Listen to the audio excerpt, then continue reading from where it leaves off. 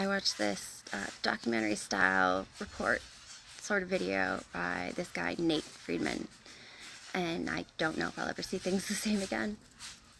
I highly suggest that you guys watch it. I'm going to put the title and everything.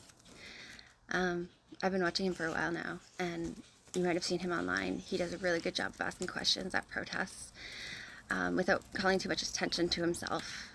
It makes people like more comfortable, and they open up to him, so he gets some like pretty mind-blowing interviews. So he exposes a hotel turned shelter where immigrants are living better than most citizens. Free housing, free delivery, laundry, rides, healthcare, all paid for by the same people getting nothing in return. They put their dirty laundry outside their door in the morning. Like they get Uber Eats delivered right to their door.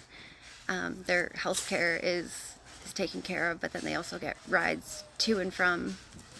They had spent something like $1.2 million on Uber rides. And if that was at all bad enough, that's the whistleblower in the video said some things I can't even wrap my head around. Okay.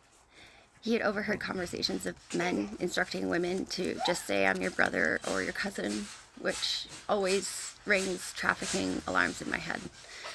But worse than that, he had personally assaulted little girls, like 5-year-old girls, to the police station just for it to get swept under the rug and nothing to get done. How did the police let something like that go? Like in the same city that they live, that they sleep in. They put their head down on the pillow. Do you understand what that means? Our countries have become a place where children can be brutalized, and if the attacker is an immigrant, the system would rather protect the narrative than the victim. Please tell me how this is compassionate. Tell me how this is fair.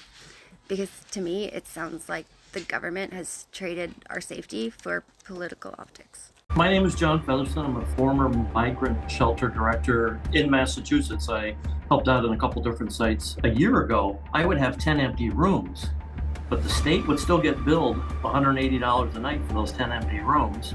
It was the biggest mistake of my life. The biggest mistake of my life. The physical violence that I took, the mental torture that I took, the rapes that I saw that never got prosecuted, little girls being raped, and I would personally drive them to the police station, and the state would just cover them up. You hear some very horrific stories that, either you let me pretend to be your husband or your boyfriend or your cousin or something, or I'll kill your kid. Si este es su vehículo, ¿es usted? Es mío. Es mío. You bought this car? Yeah, es mío. Yo vivo aquí. Ah, tú vives ahí. Yeah. He lives here. Every day I would order tens of thousands of dollars worth of product from Amazon every single day, 7 days a week. The state doesn't own the building as far as I'm aware. The state doesn't own it? No, I think they rent it out.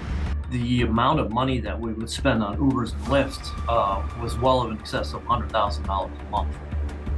Month? I literally called the governor myself. I called the district attorney myself. You believe Maura Healey should be prosecuted? I believe Maura Healey should go to jail for the rest of her life for the crimes that she's committed, yes.